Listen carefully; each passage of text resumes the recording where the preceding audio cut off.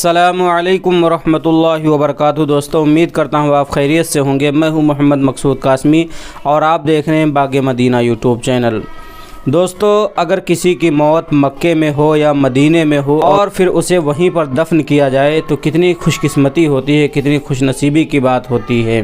اللہ تبارک و تعالیٰ سے ہم اور آپ دعا کریں کہ اللہ تبارک و تعالیٰ ہم سب کو حج کی اور عمرے کی دولت سے مالا مال فرمائے اور اسی طریقے سے ہماری موت مکے میں یا مدینے میں فرمائے۔ تو دوستو، آج آپ کو یہ بتلانا ہے کہ مسجد الحرام میں گزشتہ 80 سال سے زائد متواتر طواف کرنے والے شیخ اوس الحربی انتقال کر گئے ہیں، جنہیں آپ اسکرین کے اوپر لگاتار دیکھ رہے ہیں۔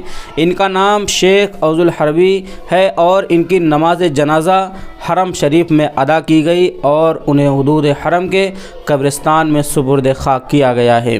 مسجد الحرام اور مسجد نبوی صلی اللہ علیہ وسلم کے حوالے سے خبریں فراہم کرنے والی نجی ویب سائٹ حرمین شریفین کے مطابق شیخ اوس الحربی نے طویل عمر پائی اور وہ مکہ مکرمہ کے سب سے بزرگ شہری تھے۔ رپورٹ کے مطابق شیخ اوس الحربی دہائیوں سے مسجد الحرام میں 5 وقتہ نماز پابندی سے ادا کر رہے تھے۔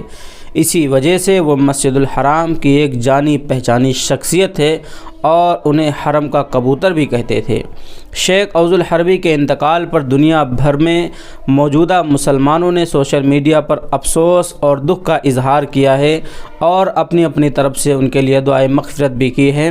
ہم اور آپ بھی ان کے لیے دعائے مغفرت کریں کہ اللہ تبارک و تعالیٰ شیخ صاحب کی مغفرت فرمائے اور انہیں جنت الفردوس میں اعلیٰ سالہ مقام عطا فرمائے اور ہم لوگوں کو بھی حرمین شریفین کی زیارت نصیب فرمائے۔ تو دوستو، یہ تھی مختصر سی خبر کہ ایک بزرگ شخص جس نے 80 سال سے زائد متواتر طواف کرنے والا انسان تھا، وہ اس دنیا کو لیا اور اللہ تبارک و تعالیٰ کے پاس جا پہنچا۔ دوستو، آپ کے اس کے متعلق کیا رائے ہمیں کمنٹ کر کے ضرور بتلائیں اور پہلی بار اگر چینل کو دیکھ لیں تو چینل کو ضرور سبسکرائب کر لیں۔ السلام علیکم ورحمۃ اللہ وبرکاتہ۔